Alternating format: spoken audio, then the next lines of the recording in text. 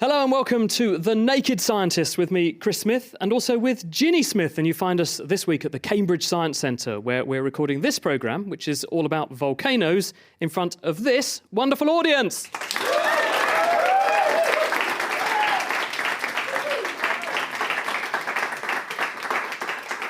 This month marks 200 years since one of the most dramatic natural disasters in human history, the eruption of Mount Tambora. To mark this occasion, we have gathered together a panel of volcano experts to talk us through what actually happens when a volcano erupts. Now, another famous eruption is that of Mount Vesuvius in Italy. When it erupted in 79 AD, it devastated the nearby towns of Pompeii and Herculaneum.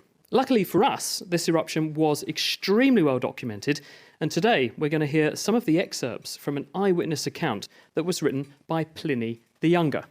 His uncle, Pliny the Elder, was an official in the Roman court, in charge of the fleet in the area of the Bay of Naples, and he was also a naturalist. When Vesuvius erupted in 79 AD, his nephew, Pliny the Younger, was staying with him in Misenum, about 20 kilometres from Pompeii. Pliny the Younger had a good view of the volcano across the bay to the west, and recorded his experiences in a series of letters. In this first excerpt, Pliny writes about first realising a mountain, later identified as Mount Vesuvius, was becoming active. A cloud from which mountain was uncertain at this distance was ascending, the appearance of which I cannot give you a more exact description of than by likening it to that of a pine tree, for it shot up to a great height in the form of a very tall trunk, which spread itself out at the top into a sort of branches. It appeared sometimes bright and sometimes dark and spotted, according as it was either more or less impregnated with earth and cinders. This phenomenon seemed to a man of such learning and research as my uncle extraordinary and worth further looking into. While for the Romans it may have seemed that this eruption occurred with no warning signs, we now know that events in the days leading up to it were caused by the pressure inside the volcano. Pliny wrote, For several days past, there had been earth tremors, which were not particularly alarming because they are frequent in Campania. But that night, the shocks were so violent that everything felt as if it was not only shaken, but overturned. By now, it was dawn, but the light was still dim and faint. The buildings round us were already tottering. This finally decided us to leave the town. So what exactly was going on under Pompeii and the surrounding towns to cause these earthquakes, and why are some regions prone to volcanoes when others aren't? Professor Marion Holness is here to tell us a bit more. What actually is a volcano? Volcanoes are places on the Earth's crust where molten rock can escape.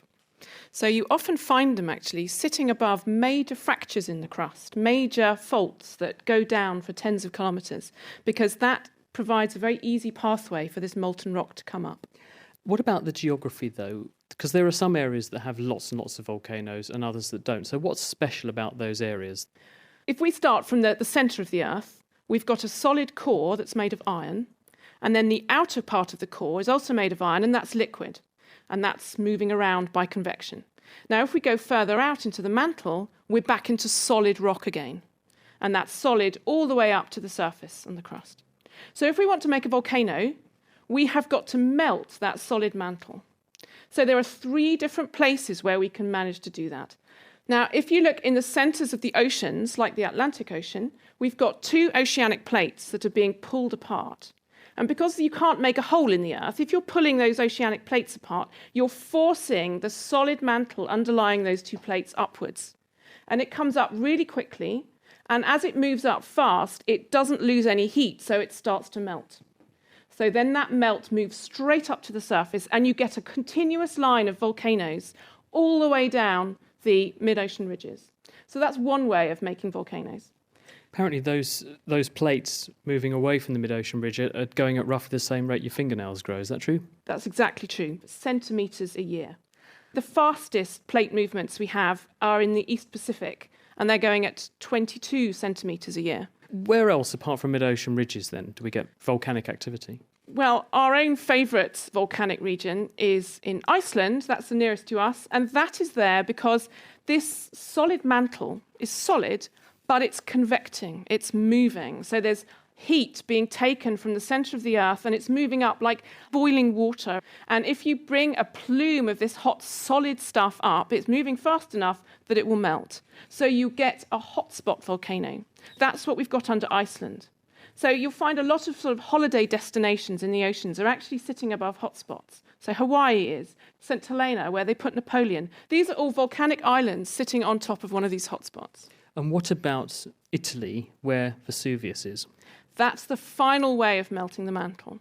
Where we have an oceanic plate moving towards a continental plate, the oceanic plate is quite heavy and dense, and it will subduct underneath the continent. So in the particular example we have in Italy, we've got movement of Africa towards Europe. And the African plate has got a bit of oceanic plate stuck to the end, which is where the Mediterranean is, and that is being subducted underneath Europe. Now, that oceanic plate has been in contact with seawater. So the rocks that you're putting down into the earth are wet. And you're putting those rocks down into the earth very fast, and the water in those rocks gets released. And if you add water to solid mantle, it will melt. So all you're doing is you're pushing down the Mediterranean underneath Italy, the water's coming off, it's going into the mantle, and it's melting. So Italy is blessed with a great family of volcanoes. You've got Etna, you've got Stromboli, you've got Vesuvius, and you've got other smaller ones as well. And they're all there because of the continental collision between Africa and Europe. Where does all the heat come from that's making all this possible? There are several different sources of heat. When the Earth was originally formed, from lots of different particles, in a dust cloud, it all came together and that released potential energy and gravitational energy. So you started out with a great hot ball. The other source of heat, which is still going on, is radioactive decay. So we've got a whole set of elements within the Earth that are breaking down radioactively, and every time they do that, they generate heat. So that's why the Earth is hot. It's really, really hot in the middle, and it's losing this heat by convection. And the sort of surface manifestation, if you like, of that convection are the volcanoes. And going back to what Pliny experienced, what was the cause of these earthquakes that were happening before the eruption really got going properly? That was because some of the molten rock was moving up, ready to erupt. So the molten rock is moving up because it's got a low density, it's quite buoyant, it wants to go up. And, there are no holes in the Earth. So the way it makes space for itself is by pushing everything else out of the way. As it pushes it out of the way, it generates earthquakes. It's breaking the rock to get out. So that is what he was experiencing. And if you see all of this magma coming up towards the surface of the Earth, do you see almost an inflation going on? Does the Earth sort of swell, or does an area where there's going to be a volcano, does it get bigger because of that rock moving into it? Yes, it does. So you can watch volcanoes breathing, if you like. So when the magma moves up just before an eruption, the volcano swells, you get an eruption, it collapses again. How much does it swell up by? Well, there was one volcano in America, Mount St. Helens, that erupted in May 1980, and it swelled enormously. You didn't even need special instruments to see it. You could see the side of the mountain bulging up immediately prior to the eruption. Good grief. And so that's the danger sign? Yes, you get out of the way as fast as you can at that point. I mean, you've got a timescale of weeks, days. You've got time to leave. Professor Marion Holness, thank you very much.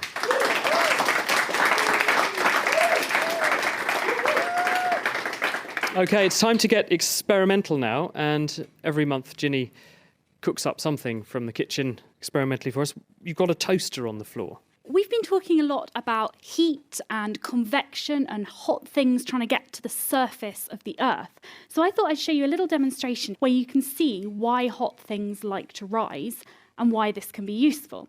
So I have with me here a toaster, just a general normal toaster you'd find in any kitchen.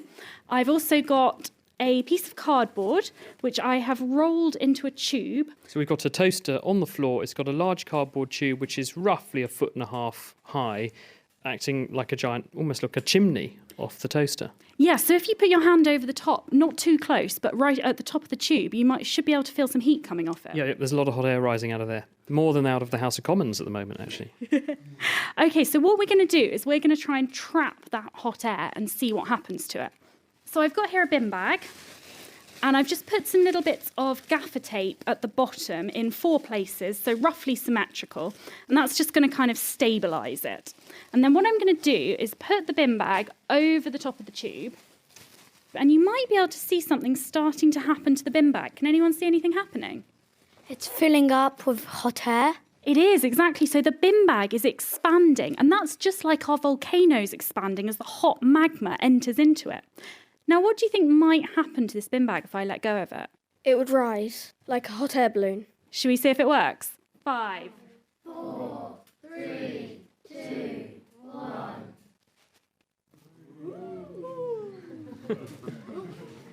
She does deserve a clap for that. Come on, you miserable lot.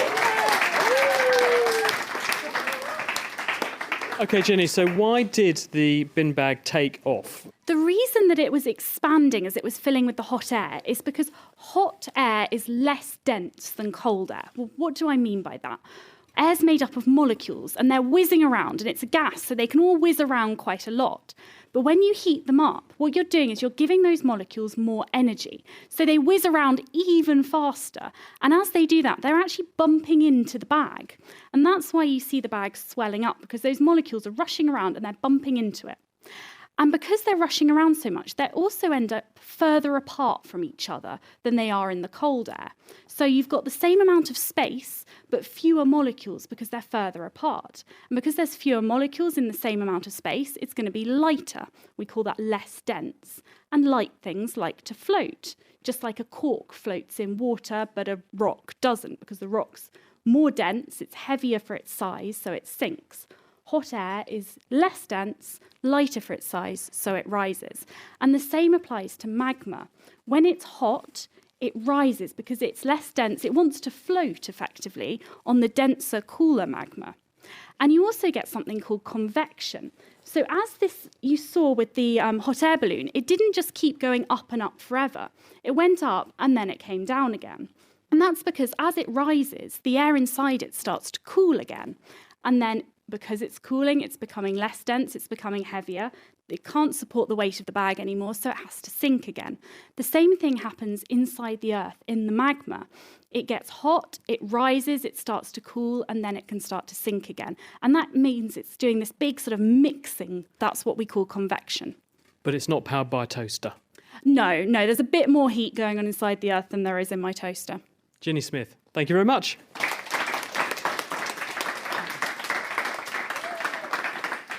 You're listening to The Naked Scientist with me, Chris Smith, and with Ginny Smith. And this week we're exploring what happens during a volcanic eruption.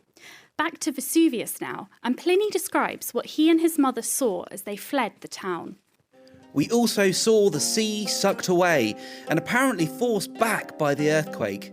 On the landward side, a fearful black cloud was rent by forked and quivering bursts of flame, and parted to reveal great tongues of fire, like flashes of lightning magnified in size.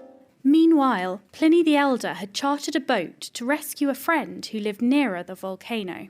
Ashes were already falling, hotter and thicker as the ships drew near, followed by bits of pumice and black stones, charred and cracked by the flames. He managed to reach his friend's house, where the scene was even more dramatic.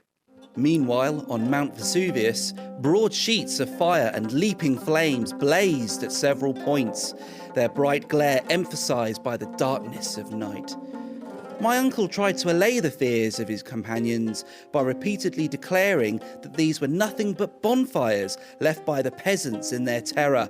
They debated whether to stay indoors or take their chance in the open, for the buildings were now shaking with violent shocks. Outside, on the other hand, there was the danger of falling pumice stones, even though these were light and porous. However, after comparing the risks, they chose the latter. As a protection against the falling objects, they put pillows on their heads tied down with cloths.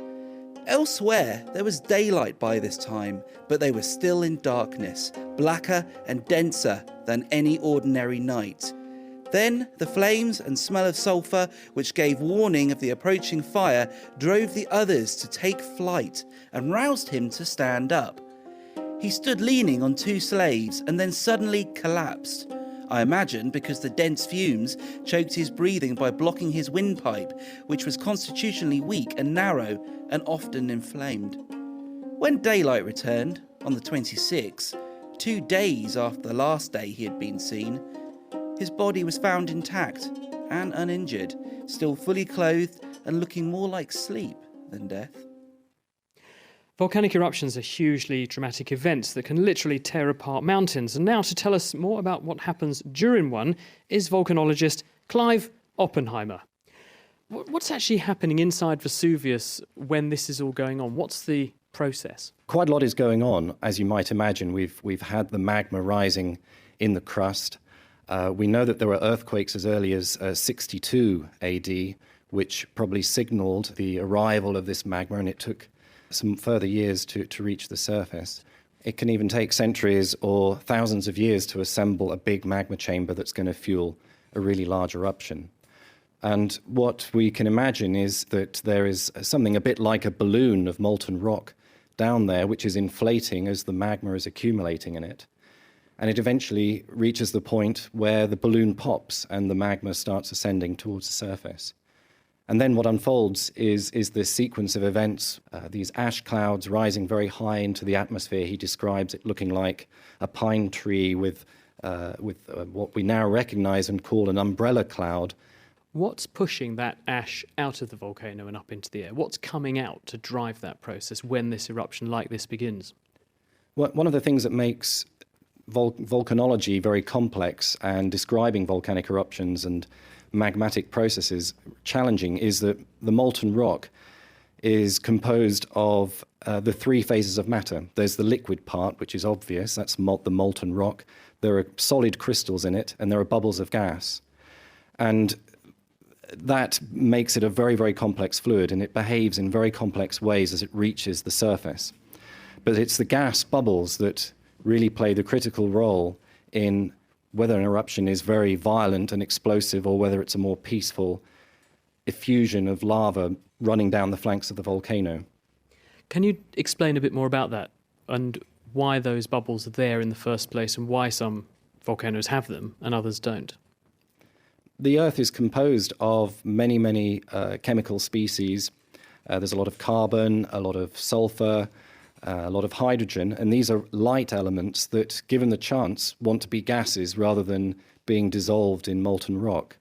And as these magmas are ascending through the crust up towards the surface, those chemical species are forming bubbles. As they rise even closer to the surface, the bubbles are expanding very, very dramatically and taking up a lot more space. So the whole process can accelerate, leading to a very violent eruption. And ultimately, those bubbles can rupture the molten rock and shower the atmosphere with particles of ash and pumice in a really violent explosive eruption. Which is what Pliny was seeing. Very much so, and the eruption goes on for a couple of days or so. Now, what I'm holding in my hand, Clive, actually is a thing which is the size of, I think, probably my head and a bit more. If that were granite, I'd never be able to do that. I'm holding it in one hand. It's a huge block of stone, but it's extremely light. This is pumice, isn't it? Yeah, this is pumice. Maybe you have a pumice stone in your bath and scrape off all of your calluses with it on your feet. But it's really a foam. It's a volcanic rock made of the same kinds of materials that you might see in a more familiar, very dense lava, but it's full of tiny bubbles where the volcanic gases used to be. So this has frothed up at the surface, and then because it's so light, it can be shot very high up into the atmosphere. One of the other things about pumice is it will float on water until all the little air holes get saturated.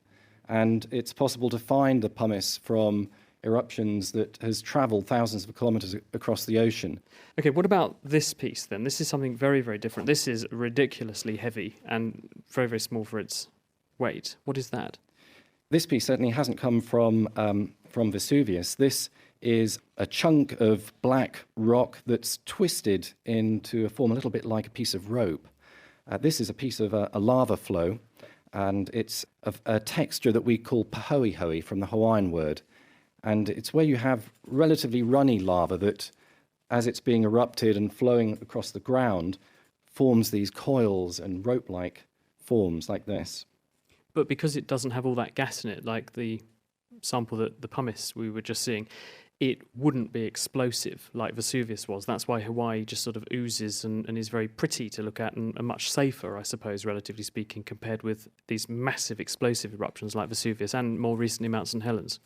That's right. I mean, there are certainly still a number of hazards that volcanoes like Hawaii pose.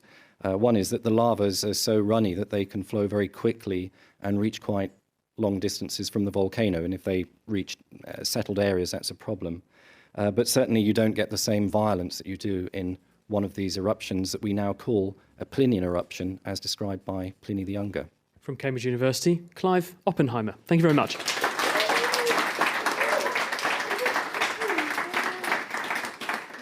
So, Ginny, Clive has been just talking about different types of eruption, and I understand that you're going to do a kitchen science eruption for us. Yes, so I'm going to do an experiment now that a few of you might have heard of. Who here's heard of the Coke and Mentos experiment? Yeah. Quite a lot of you. Okay, so we're going to do this twice, and hopefully this might illustrate some of the differences we see between different volcanoes. So the first bottle of Coke I've got is full sugar Coke, and I opened it a few hours ago, and I've given it a little bit of a shake. So hopefully that will have got rid of some of the gas in it. I've got a rolled up tube of paper and a piece of card, just like a postcard. I'm going to put the piece of card over the top of the bottle, the rolled up tube on top of that, and then I'm going to take about 6 Mentos. I'm going to line the tube up. I've dropped the Mentos into the tube, which is lined up with the top of the Coke bottle. So all that's preventing them going in is my postcard. And then what I'm going to do is pull the postcard out and run away as quickly as I can. Do you want to count us in? 3, 2, 1.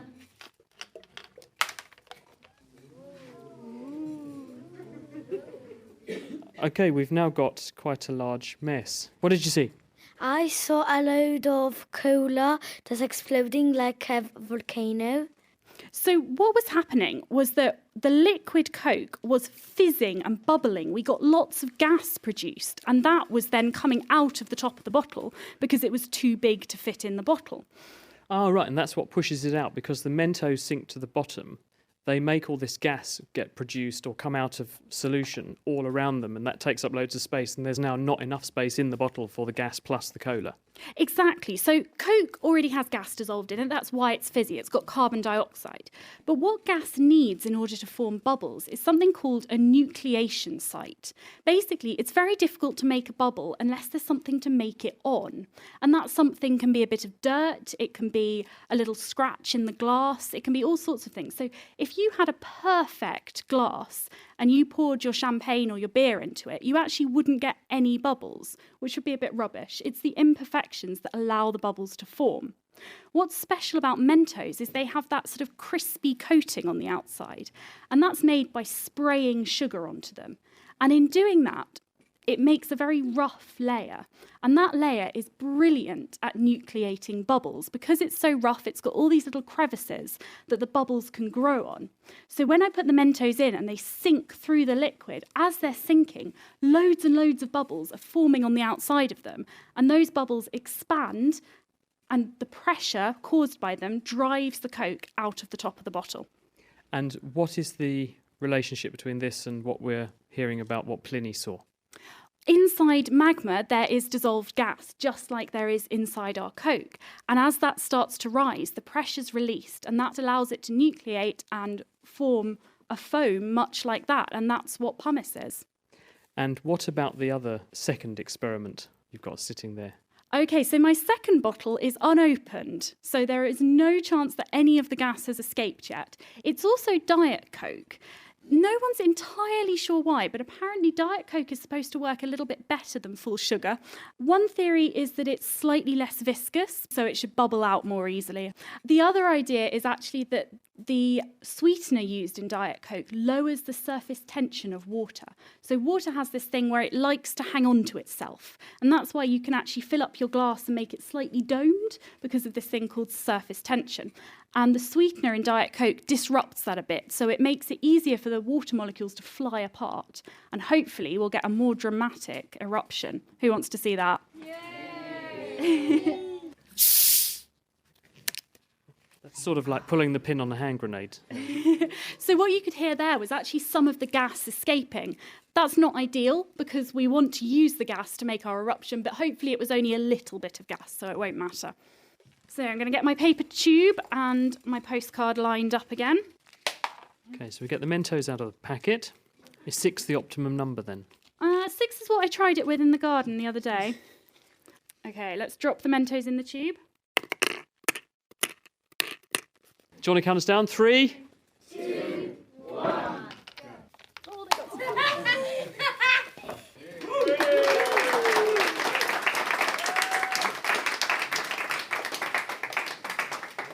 So who thought that looked better than the first one? That one went about a foot high out of the top of the bottle. The first one, it just sort of bubbled over the top gently, but that one we actually got a kind of jet about a foot high. Because there was more gas in there, there was just more potential for that gas to nucleate and form bubbles and erupt out. But if you guys have a look at the bottles now, what can you see about the Coke that's left in the bottles? More stayed in from the one with the sugar and more went out in the Diet Coke. Exactly. So if I look at the bottle of sugar Coke now, it's still about 2/3 full. We actually haven't lost all that much. Whereas if I look at the sugar-free Coke, there's only about 1/3 left in there. So because you've got more gas, you end up with this more dramatic reaction that drives more magma out. But in both cases, there is still magma left behind. And that's important. And that's why a volcano never ends up sort of completely empty. And you can actually get multiple eruptions from the same volcano. Ginny Smith, thank you very much.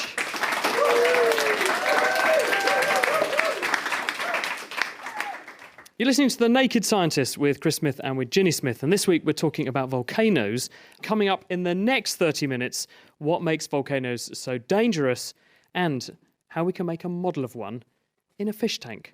And we're also following the story of Pliny the Younger as he saw the eruption of Mount Vesuvius happen.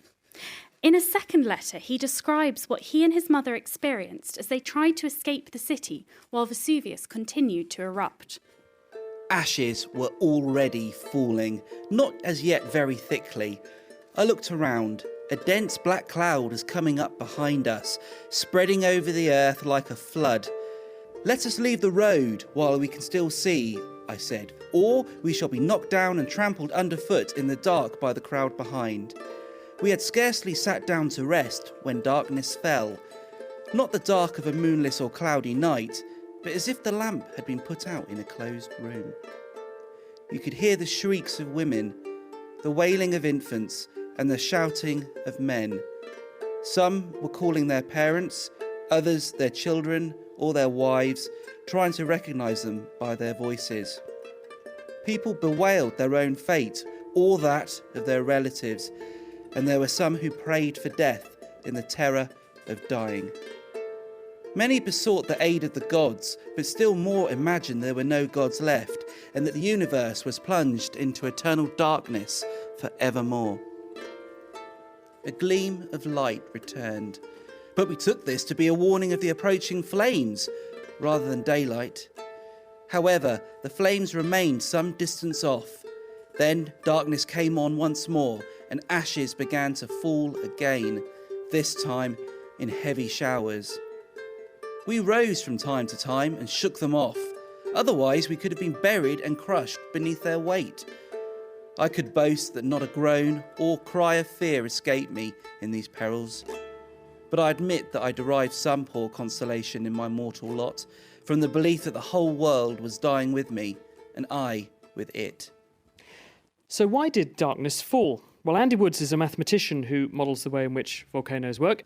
So what actually was going on by this point in the eruption that Pliny's describing?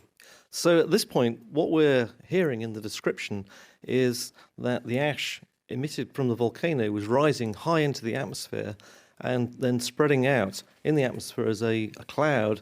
And as that spread out, it would have formed a very thick cloud, kilometres in vertical extent. And so no light would be able to come through that. And so it would get darker and darker. And as that cloud spread out radially, the ash falling out would then land on the ground and form a big blanket of ash on the floor. Really, kilometres thick? Yeah, so the Typical height of rise of these large plumes is up to 25 kilometres in these big eruptions. So the ash is extremely hot. It's got temperatures up to about 1,000 degrees when it comes out of the ground. And that enormous amount of thermal energy can be converted to potential energy, which is the energy you need to lift material high into the atmosphere. And in fact, I have a little experiment I brought along to demonstrate how this process works. Behind me, I have a tank which is about 1 metre high. It's 20 centimetres by 20 centimetres in cross-section, and it's full of salty water. And the amount of salt in this water decreases as we go up through the tank. So the water at the bottom of the tank is very salty, and as we move to the top of the tank, the water gets much less salty. Why is that? So that's the way we've set the experiment up in order to model the atmosphere.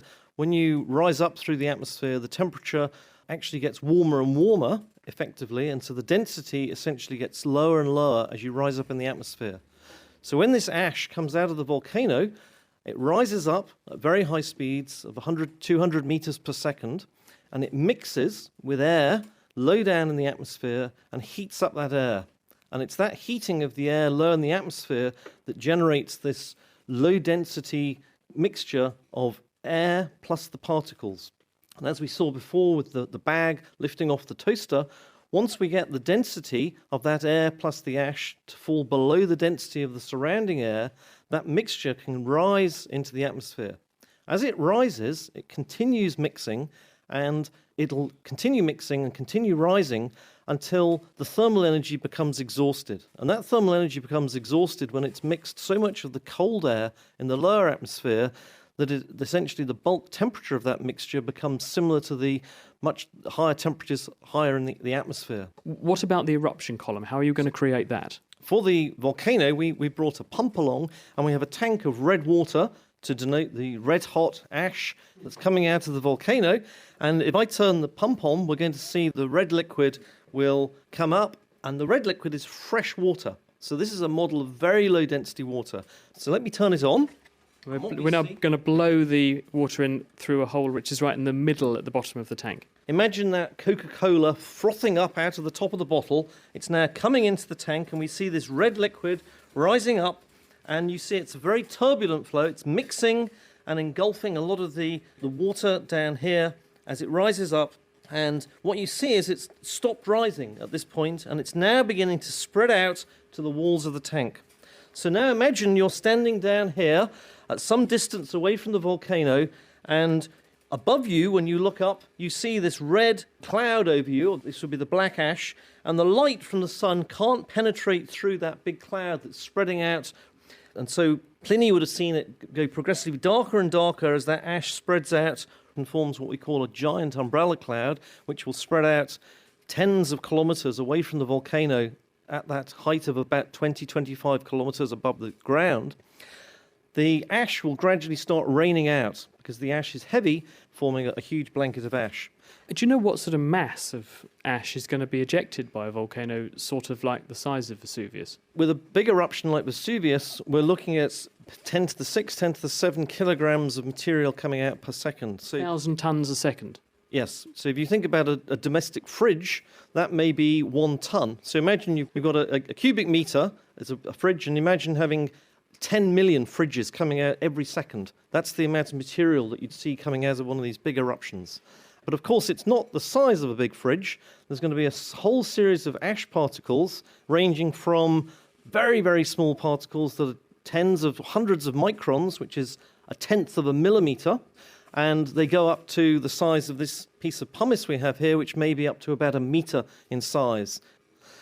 Now, as the eruption at Vesuvius continued, what happened after some time was the pipe or the conduit from the reservoir of magma underground up to the surface became eroded. It was essentially, if you like, sandblasted by all this fast-moving rock going past it. As it eroded, the eruption became faster and faster, more and more intense, and eventually the very dense mixture that came out of the ground couldn't actually rise up and become buoyant, and instead it collapsed and formed a flow, a pyroclastic flow, and this would run along the ground. Can you just explain a little bit about why it does go along the ground again? Because I didn't quite get that. Why does it not want to carry on going upwards, though?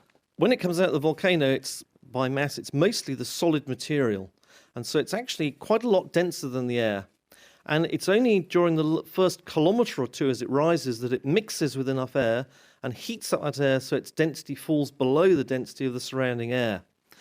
But as the flow rate goes to larger and larger values, it can't mix enough air in that lower kilometre or two to actually become less dense than the surrounding air.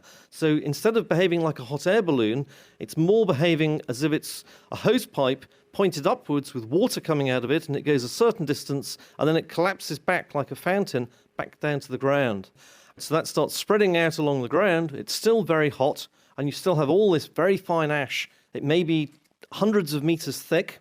So if you imagine tall buildings that may be tens of meters high, and it's going to be traveling at hundreds of meters per second, you couldn't run away from it, and it would be actually very hard to drive away. So even if you think of Usain Bolt, who runs 100 meters in 10 seconds, it would be going 10 times faster than Usain Bolt. So if we perhaps have a look at the experiment, we can see how this flow works. This looks like a fish tank, but a little bit longer and a little bit narrower. So what, it's a couple of metres long, 20 centimetres deep, 10 centimetres wide, and it's full of a clear liquid. Is that water? So it's full of salt water. And at the end of the tank, at one end of the tank, we have what we call a lock gate. It's a vertical piece which actually separates the first 10 centimetres of the tank from the rest of the tank.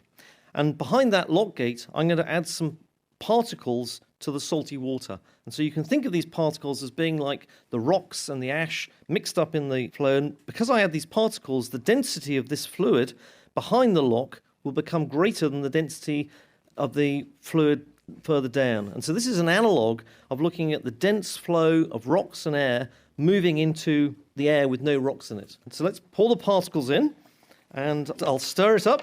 So I've got a suspension of particles. I'll now pull out the lock gate. What you can see is the flow's running along the tank because it's dense, and you see it's a very turbulent structure.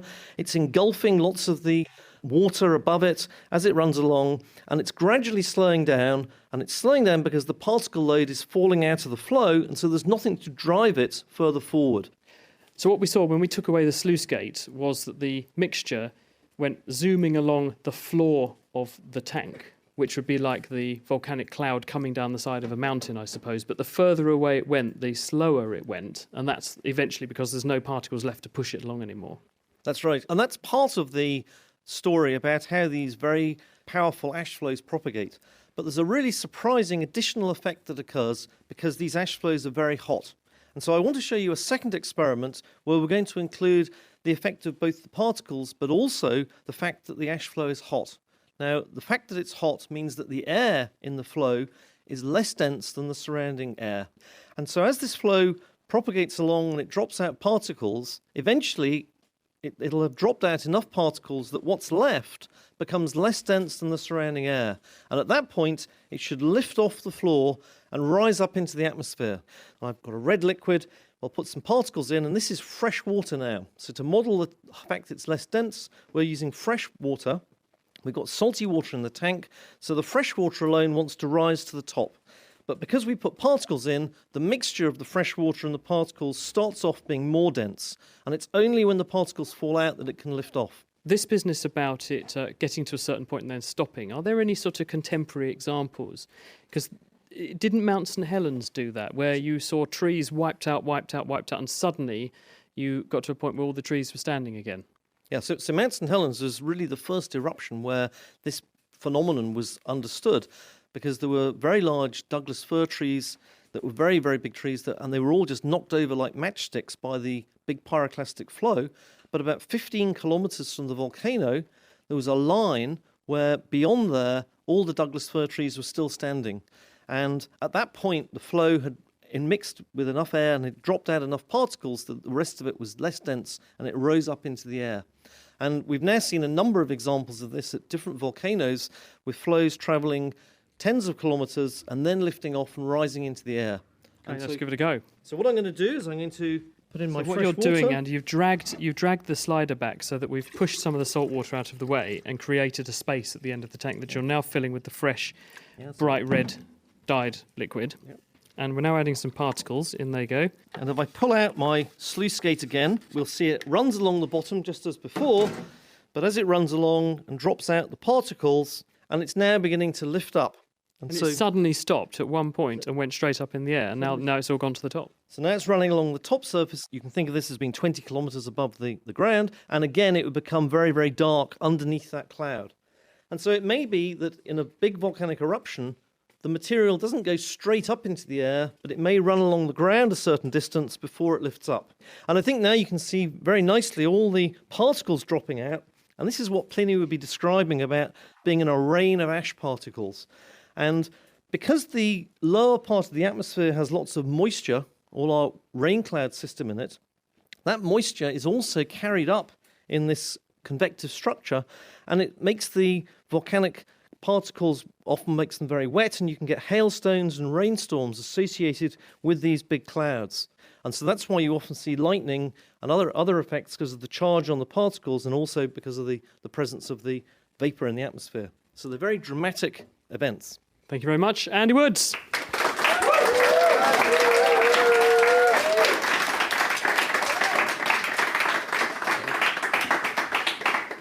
You're listening to The Naked Scientist with Chris Smith and with Ginny Smith, and this week we're talking about volcanoes and what happens when they erupt.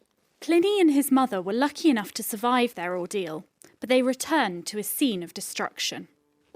At last, this dreadful darkness was dissipated by degrees, like a cloud or smoke. The real day returned, and even the sun shone out, though with a lurid light, like when an eclipse is coming on. Every object that presented itself to our eyes, which were extremely weakened, seemed changed, being covered deep with ashes as if with snow. We returned to Misenum, where we refreshed ourselves as well as we could, and passed an anxious night between hope and fear, though indeed with a much larger share of the latter, for the earthquake still continued, while many frenzied persons ran up and down, heightening their own and their friends' calamities by terrible predictions. However, my mother and I, notwithstanding the danger we had passed, and that which still threatened us, had no thoughts of leaving the place, till we could receive some news of my uncle. We know that volcanoes that erupted in the past, like Vesuvius, Tambora and Krakatoa, have had a massive impact on those living nearby and claimed a huge number of lives. Well, Peter Baxter is an expert on the health impact of volcanoes. We've looked at various aspects of what happens in a volcano this evening, but what's the main reason why people die? Well, that was the big question which was asked at the eruption of Mount St. Helens immediately afterwards, when 57 people were killed in the area near the volcano, and a very large amount of ash fell downwind into populated areas. And I was in a team working in the United States at the time, and we were contacted to go and investigate and find the reasons why people can be injured or killed in eruptions. And up to that point, we had no knowledge at all. To fast forward to Vesuvius, after several eruptions and being able to obtain more data, what we see in retrospect now on Pliny's account, what could have happened, and with scientific work that followed the eruption of Mount St. Helens on Vesuvius and the AD 79 eruption, that for the first few hours when the eruption was occurring and the pumice was falling from the sky, people in Pompeii were under a rain of pumice which was building up on the roofs of their houses, and taking shelter inside resulted in deaths caused by the roofs of the houses collapsing in on the people. And out of over 1,000 bodies which have been unearthed in the excavations at Pompeii, about 400 of those were excavated from buildings where the roofs had collapsed in on the people. And you can imagine that there were 2 or more meters of pumice and ash on top of the roofs. And so when the roofs caved in, people would be buried in the ash and would suffocate. So that's obviously one very dramatic and physical reason. What about the fact that this stuff is in the air and people are breathing in this gas and dust? Does that make a difference? Yes, and when Mount St. Helens erupted, there were people living 100, 200 kilometers away who were in an area where the ash had fallen heavily, and there was no rainfall. It was a very dry area, and for a whole week the ash was being resuspended, and although it wasn't pitch dark, people couldn't move, they couldn't drive or take any transport because they couldn't see where to go. And we thought at the time that people would actually die potentially under this huge amount of air pollution. But in fact, it wasn't that bad. And so in most of these ash falls, we don't expect a lot of problems, except that people who've got lung diseases like asthma or chronic lung problems, people who've been smoking heavily during their lives and so forth, these people will be badly affected and need to take shelter away from ash. But in the eruption of Vesuvius, the greatest danger was the ash falling and the pumice falling on the roofs and them caving in with people inside sheltering. After about 12 hours of this eruption with ash fall, the pyroclastic flows and surges began, and then we move into a different problem for the people who were still there. I mean, they were quite literally being cooked, these people, weren't they? Because you've got gas temperatures of maybe 300 degrees, maybe up as high as we've just heard, 1,000 degrees around where there are people. Yes, we know from the investigations that we've done since Mount St. Helens that the temperatures at Pompeii were about 300 degrees centigrade. And so you can imagine how hot that is.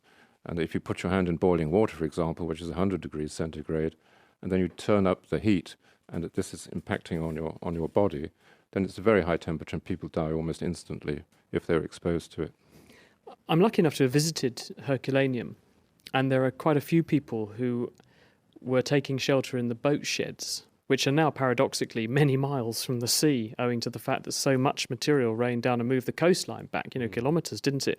But there are all these people sheltering in these boat sheds, and they've all got things like skull fractures and things like that, which people couldn't explain for a while until someone said, well, could it be that actually these people were cooking so well and so fast that their brain quite literally exploded? I mentioned that the temperature in Pompeii was 300 degrees centigrade, which people were exposed to as the surges came down from the volcano. At Herculaneum, it was even hotter, and we go up to 400 degrees and even 500 degrees centigrade, where people were sheltering in the caves by the beach, sheltering from the eruption, but also potentially waiting to leave by the boats. And the very first surge from the volcano came down into Herculaneum, where the people were sheltering, and the cloud went straight into the caves where they were on the beach. They were instantly killed by this intense heat, which probably completely toasted the flesh away from their bodies, and they were left with just the skeletons, and this would have happened almost instantaneously. What about other things that can come out of volcanoes? We've heard a lot about gases and things like that. Are there any noxious gases that can literally knock people out, not just because of thermal effects, but because they're just very, very poisonous? It wasn't a major factor in the Vesuvius eruption, but in other instances it can be important. And particularly in volcanoes, which can just emit gas only, and the gases like sulfur dioxide from a volcano can be very irritating to a population living downwind. We had an interesting eruption in Iceland which began in August last year, the Holabrún eruption, where a fissure opened, and this was a lava eruption, so not like the Vesuvius eruption we're talking about, which is an explosive one. And here we have very fluid lava running out of a fissure in the centre of Iceland, and at the same time a very high discharge of gas, mainly sulfur dioxide. And the levels of sulfur dioxide in the air as the plumes swept around Iceland, depending upon the wind direction, were high enough really to trigger asthma attacks in people who suffered from asthma, or really cause a lot of problems in people with chronic lung disease. But the Icelanders have these very, very good resistant houses to weather and wind and cold, because obviously much of the year they live in very cold conditions. And they were given warnings where the wind was blowing, where the plume would go, and people with these problems could stay inside and be absolutely protected. It's good to hear. Peter Baxter, thank you very much.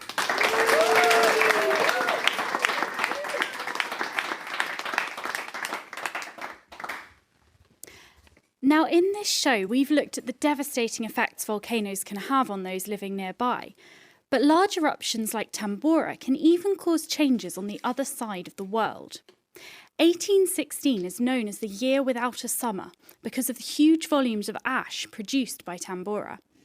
These formed a layer in the atmosphere, reflecting away the sun's energy and causing a reduction in global temperatures of around 1 degree, which is enough to cause crop failures and widespread famine.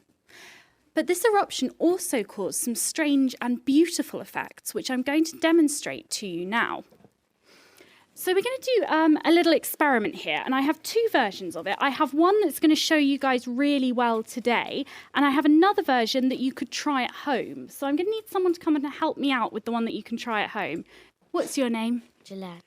Okay, so what I've got here is I've got a pint glass, I've got a bowl of water, and I've got a jug, and I've got in this bottle some milk. So what I'm going to do is just pour the water into the jug for you, because that's a bit. And then all you need to do is fill up the pint glass with the water from the jug for me. Can you do that? Okay, now I'm going to add a dash of milk, and it really doesn't need to be very much, just a tiny amount. Wow, when you said tiny, that really is tiny, Ginny. That's literally a few drips. Yeah, it really is, just a few drips. And you can see that white kind of swirling around. So what's that done to the liquid? The water is sort of white because of the milk. Great, exactly. So we've only added a tiny bit, but it's gone all kind of cloudy, hasn't it? Now, what we're going to do is we're going to take this torch, and I'm going to hold up the glass and shine the light from the bottom. Now, what colour does the milk look? White. Can you see any other colours in that at all? What does anyone else? Purple. Purple? Can anyone else see anything? Blue. Okay, so when I shine the light from the bottom, it makes the milk look sort of bluey, slightly purpley. Now, if you look down the top, what colour does the light look? Orange. It looks orange, exactly. Now, that's interesting. And if I pour some of this milky water out, have a look again. What colour does the light look now? Yellow. Yellow. So it's changed colour. And all I've done is poured out a bit of the milky water, so you're looking through less of the water. I'll pour out a bit more. And what colour does it look now? White. White. So, by changing the amount of milky water we're shining the light through, we're changing the colour of the light. Why did that work? What happened there is the milk is doing something really clever. It's doing something we call Rayleigh scattering. And what that means is that when the light hits it, it bounces off in all sorts of directions. So light is a wave. And if you imagine a wave in water, if it hits something, it can bounce back. And sometimes it can bounce back at different angles. And the milk in the water is doing that to the light. It's scattering it. Now, because light is a wave, it comes in different wavelengths. So red light has a long wavelength and blue light has a short wavelength. It's a kind of scale that goes all the way through the rainbow. Short wavelengths scatter better. So when you're looking at the milk with the light underneath and you're looking at it from the side, what you're seeing is the light that gets scattered out, and that looks blue, and that's why the milky water looked blue. But when you're looking down the top, you're seeing the light that's travelled through the water. And that is whatever's left once the blue's been scattered out. Why does the blue get thrown out the side then? Because it's bumping into these particles of milk, and because short wavelengths scatter more, that's the one that bounces back. And the red, it comes right through because it's less scattered. Exactly, yes. So when the light has to travel through all the milk, there's a really good chance that most of the blue will have scattered out. So what you get left with is red. When there's only a little bit of milk to travel through, it's less likely that the blue's been scattered out. So you get a mixture of blue and red, which gives you orange, then yellow. And then when there's hardly any milk at all, you get white. So with that really big long tube you've now got here, you're able to effectively do this many, many times over what you've got in the glass. So you should get maximum scattering, and therefore you should see very red at the top and very blue at the bottom. Hopefully, we're going to effectively see a sunset. So the Rayleigh scattering is the same reason that we see blue in the sky, because the sunlight is hitting the atmosphere, it's scattering, and we see what's been scattered, and that's blue. And the colours that you see when looking directly at the light, they relate to a sunset. So I've got some more milky water here. This one I actually used milk powder, and that's going to behave more like the particles of ash in our volcano. So what we had in the glass is effectively a normal sunset. When the sun's high in the sky, the light from it has to pass through a bit of atmosphere to get to us, but not huge amounts. So some of the blue is scattered, and what you get left with is a kind of yellow-orange sun. At sunset, the sun's low on the horizon, so the light has to pass through more atmosphere before it gets to our eyes. More blue is scattered out, and we're left with a beautiful glowing red sun. What lots of people noted is that in years with big volcanoes like Tambora, sunsets became more vibrant, beautiful colours. There are some beautiful paintings and poems written in the year 1816 that scientists now think are based on this effect. So I've got my water with milk powder, which is going to represent ash, and I'm going to pour it into this tall tube. I'm going to turn on the light at the bottom of the tube. What can you see? It's kind of like changing shades as you go up the cylinder. So it starts off at sort of a whitey colour and then it changes as you look up the tube. Sort of a yellowy colour, then an orangey colour. So when you're looking through all of that atmosphere with all those particles in, you get a really dramatic effect of this scattering and you see some really beautiful sunsets. Ginny Smith, thank you very much.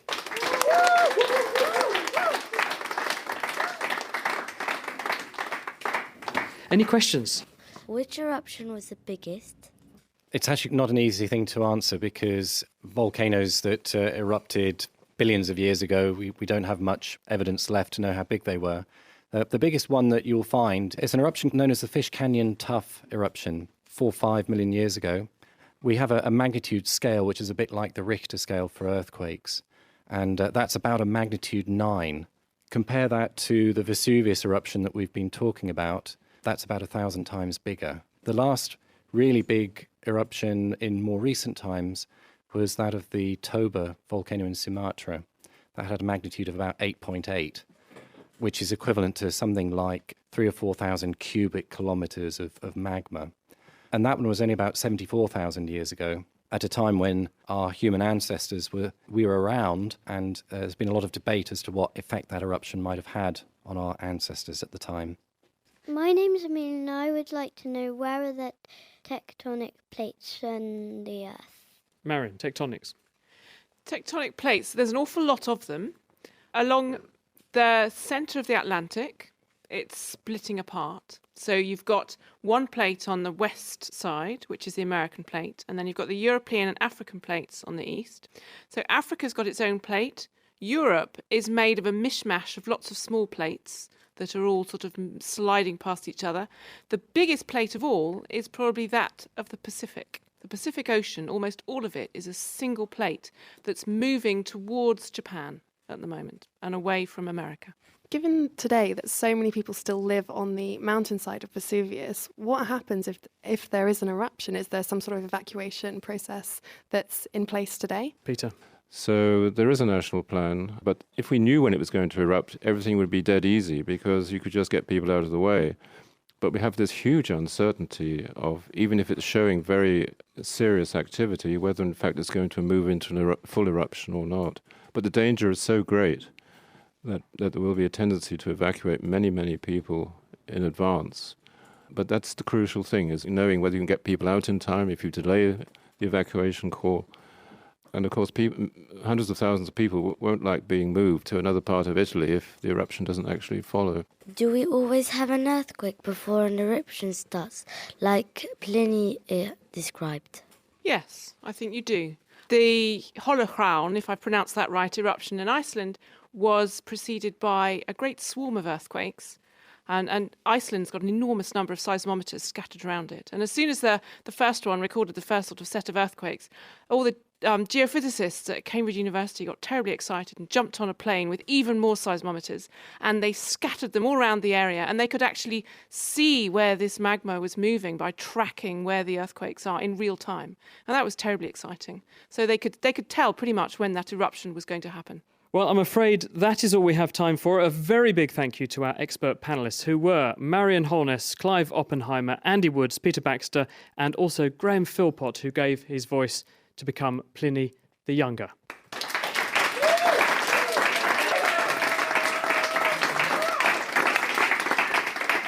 Thank you also very much to Greer Jackson for additional production, and of course, Ginny Smith.